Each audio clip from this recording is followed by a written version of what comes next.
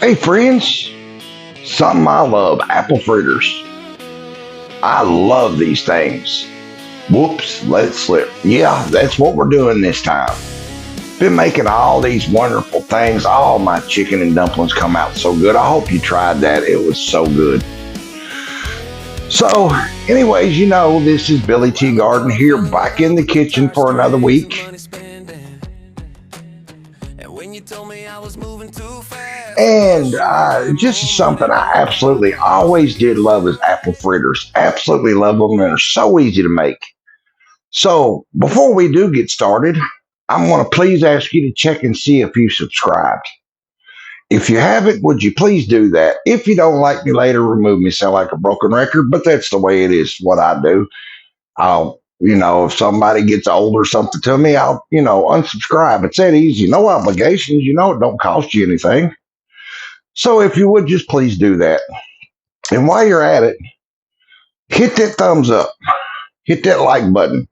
Let the algorithm know that you like our content so it gets pushed around. I'd sure appreciate that. And while you're at it, please share, comment, follow, and turn on your notifications so you'll know when my next video comes out. So, without further ado, let's do this. Show you what we got. Like I said, this is oh so simple. Trick to this is temperature. That's right, your oil temperature. But I forgot. Would you please go over and check out my other channel, T Gardens Today and Yesterday, where we talk about and remember the 70s and 80s. I didn't get to release a video last Thursday. I was sick. I'm just getting over it. I had the flu. Couldn't hardly talk, so I couldn't release. And if you guys watch both channels, I'm sorry about that, but I'll make it up to you. So just check that out. I sure would appreciate it. Tuesdays and Thursdays, 11 p.m. Here on T Gardens in the Kitchen, as you know, we're Mondays and Friday mornings, 5:30 a.m., but it don't really matter because you can just watch it whenever you want. So, like I said, let's do this. Show you what we got going. Okay, here. We have about a cup and a half of flour. We have 2 Granny Smith apples, decent size. Got them diced up, cut them up real small. We got about 3 tablespoons or so of non-sweetened applesauce. We have about half a cup of sugar. We have about a half cup of milk, and then we got a couple of eggs, and we got our salt, we got our cinnamon, and we got a little nutmeg and allspice and all that kind of stuff. And then for our glaze, of course, is powdered sugar and milk and a little vanilla, which I need to get out for this too. So all we're going to do is we're going to get all this stuff here combined, and then we're going to deep fry. Now like I said, that's the thing to this is your deep frying. I have my real heavy skillet pot, whatever here. You don't need but about an inch and a half of grease. That's about it. And we want to keep that on around 350 degrees. It's coming up. Keeping that 340, 350 degree mark is key to these to come out right. Just like funnel cakes I make and everything else, same thing. So let me get set up here. So all we're going to do is we're going to take us about a half a teaspoon of salt, throw it in here, something like that. And then we're going to put our cinnamon in here. I like cinnamon, of course, and that's kind of the thing to these is cinnamon. So we'll have to get some cinnamon soon. Whoops. Yeah, something like that. Maybe a little more. Yeah, like that. And then I add just a touch of nutmeg. Not but about a quarter teaspoon or so. Don't take much. Just a little. And then I put in about the same amount of allspice. Just a little. Don't take much. Same thing. Makes them flavors pop. And then we're going to put our sugar in. And then we're going to whisker this up. Where's my whiskers? Where's my whisker? There's my whisker. And like I said, this is so simple to do. It's not even funny. And I'm glad because it's one of my favorite things on this planet. When you used to go, remember years ago, you used to go to the bakery and you had your no-bake chocolate cookies, oatmeal cookies. Oh, I loved them too. They was like 50 cents. Oh, I love them, still do.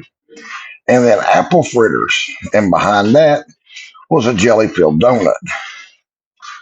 But I love apple fritters.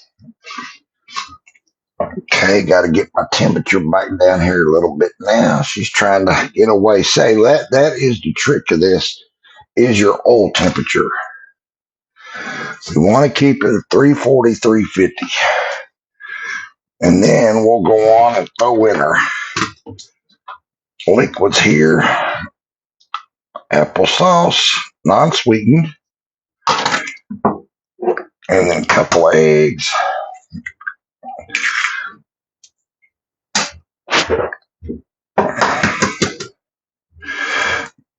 And then if we want this thin enough to pour with the spoon, in our grease. Not too thin, but thin enough to, about one of them. Okay, now we're going to get this beat up. Going to beat it up. Beat it up.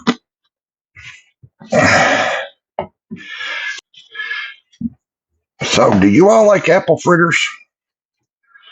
What about jelly donuts? What kind of donut do you like?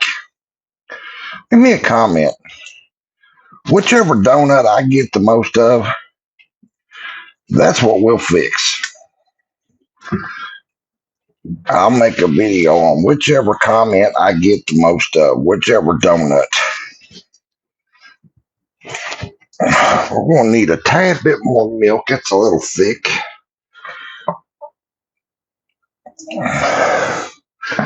Like I said, we want to be able to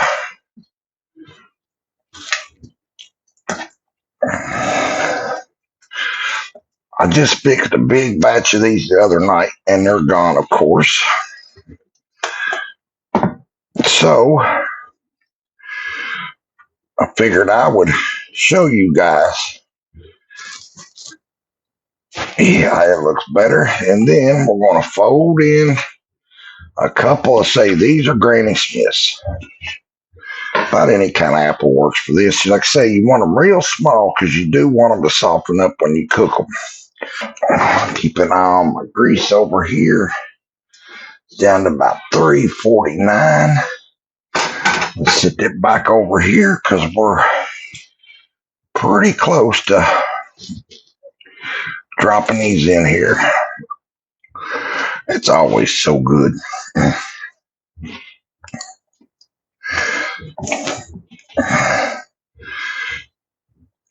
Okay, see what.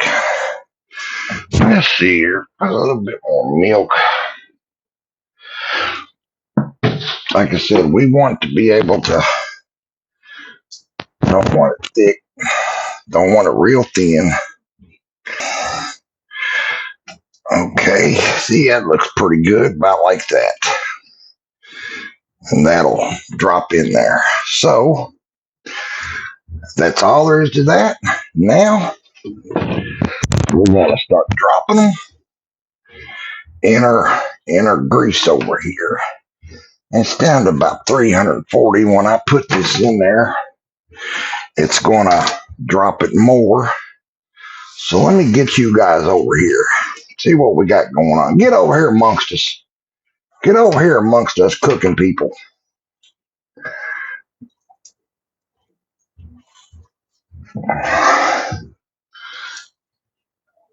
Let's see here. Get my camera down here a little more. Okay, there we go. I think y'all can see that pretty good. Okay. Yeah, my Temperature's dropped. Let me get that back up a little bit. Yeah, that'll drop. Okay, and here we go. Our first one.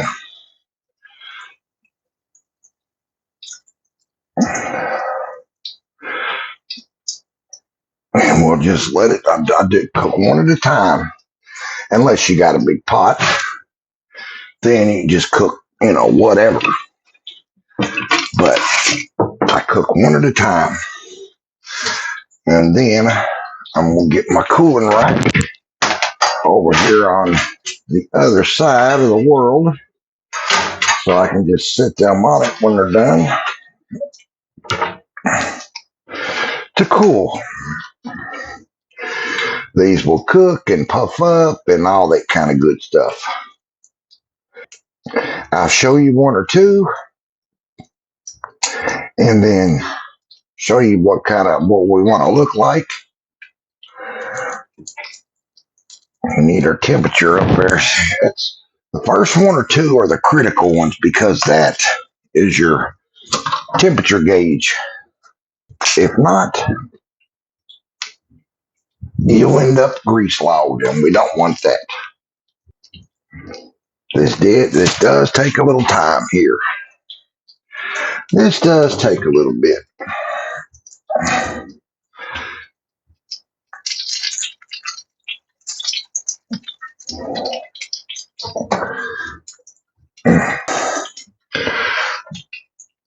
Let's see what we got. Getting there. Our temperature still needs to come up there a little bit. It will. And then after these cook and get good and cool, well, then we'll dip each one of them in glaze. Now our temperature's coming up there. That's the hardest thing to control is temperature. And that is by far the most critical. Show you what kind of brown we want. Now let me cut my temp back. And with this, it's temperature up and down and up and down.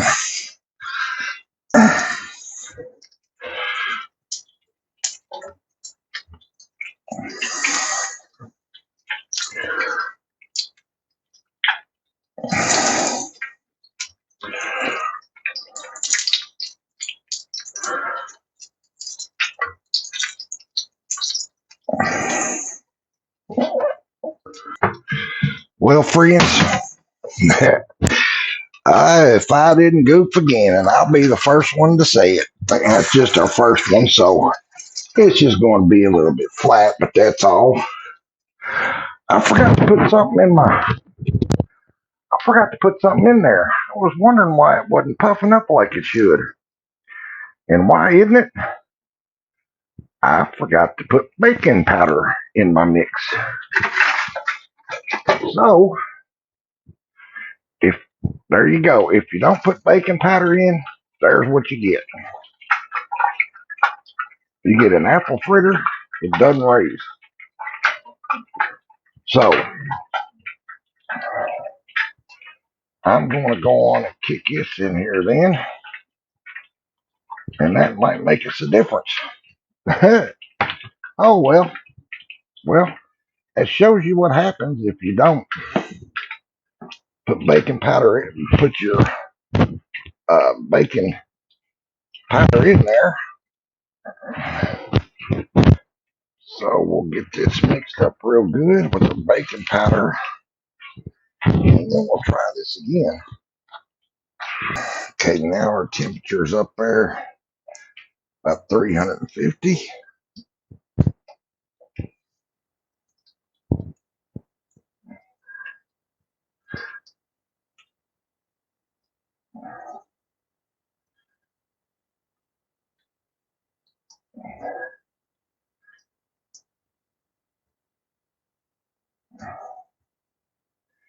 Now, we should see it's a difference now. They'll raise. It ain't going to taste no different. It's just didn't raise any, that's all. Oh well. And you, my friends out there, that's the only ones that knows that I just messed up. So, and that's okay. Y'all my friends, and if you cook, you know what happens sometimes. Sometimes you make a sometimes you make a goofball.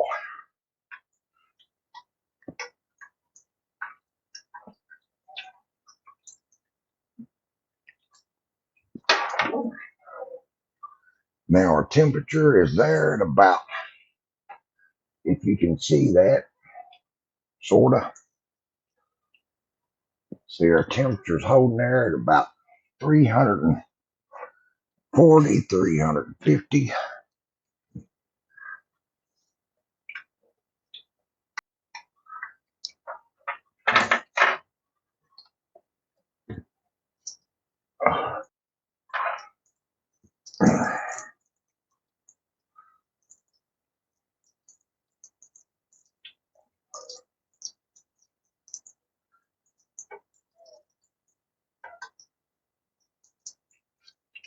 Whoa. Well, that's an apple fritter. That is an apple fritter.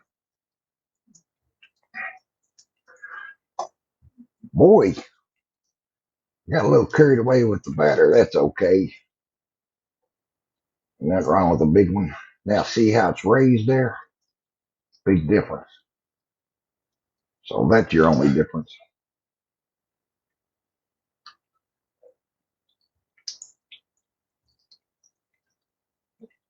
Actually, it's quite big. But like I said, that's okay.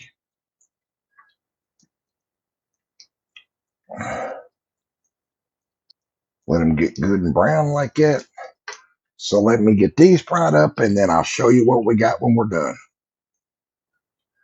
I figured I'd bring you back in just a second, friends. See that last one I cooked up?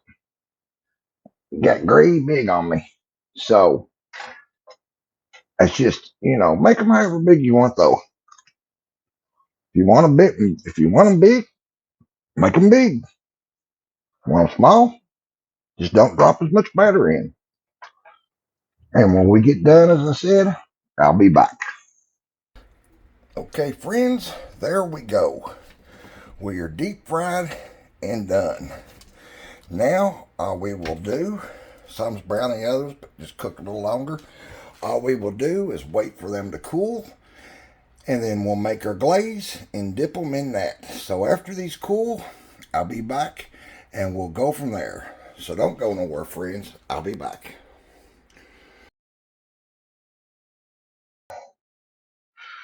Okay, friends, now our fritters have gotten cool. So now we want to put a glaze on it. So I like cream cheese glaze. So we're going to start out with a half a block of cream cheese that got softened. We got 2 cups of powdered sugar, and all we're going to use is some vanilla and milk. So let me get you guys set up here so we can finish these delicious things out. Okay, something about like so. Now we are going to sift our powdered sugar into our bowl with cream cheese. And the reason that is to fluffen it up and so we don't get clumps when we're mixing it. So I don't always do this, but if you want it to look clumpy, don't do this. If you uh, want to keep from it being clumpy, well, do this. This is something that's not used very often, but when it's needed, they used to make one that you squeeze the handle like that. Do you guys remember that? They used to make a sifter that used to squeeze the handle. My grandmother had. Leave me a comment if you remember that. Curious to see if anybody remembers that kind of a sifter. And chances are not everybody owns a sifter, but If you don't, well, that's fine too. So there that is. And now we want to, I'm going to use about a quarter cup of milk to start out with. Something like that. We've got cream cheese in there. So let's start out with about like that. And then, as usual, a little vanilla. As always, seems like a little bit of that. Now, let's see what we got. Okay, it's getting there. A little more. We just want this to where it, just to where it is thin enough to dip.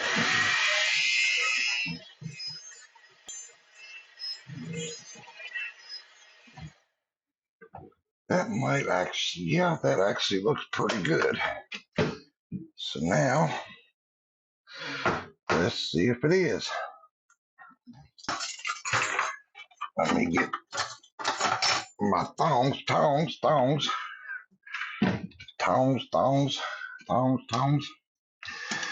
And let's see what we got here.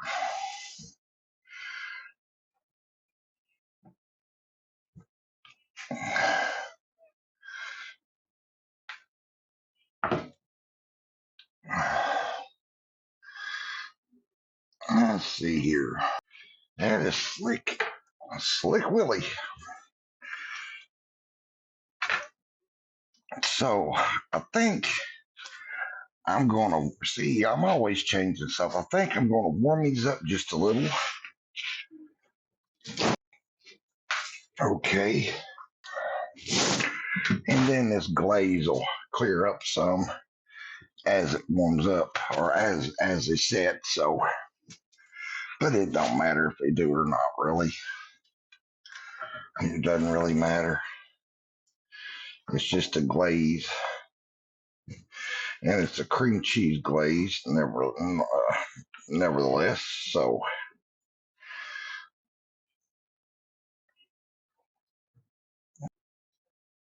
a couple baby ones there.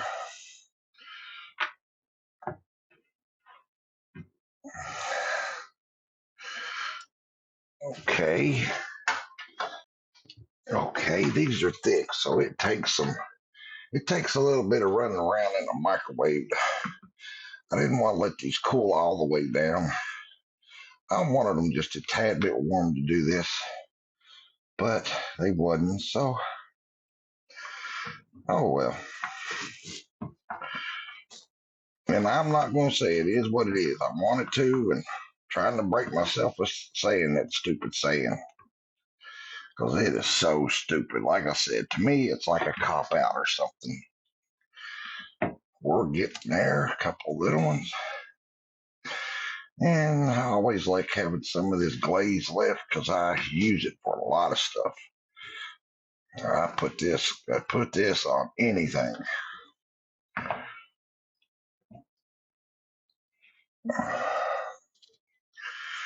And there we go, folks. I'll show you our beautiful.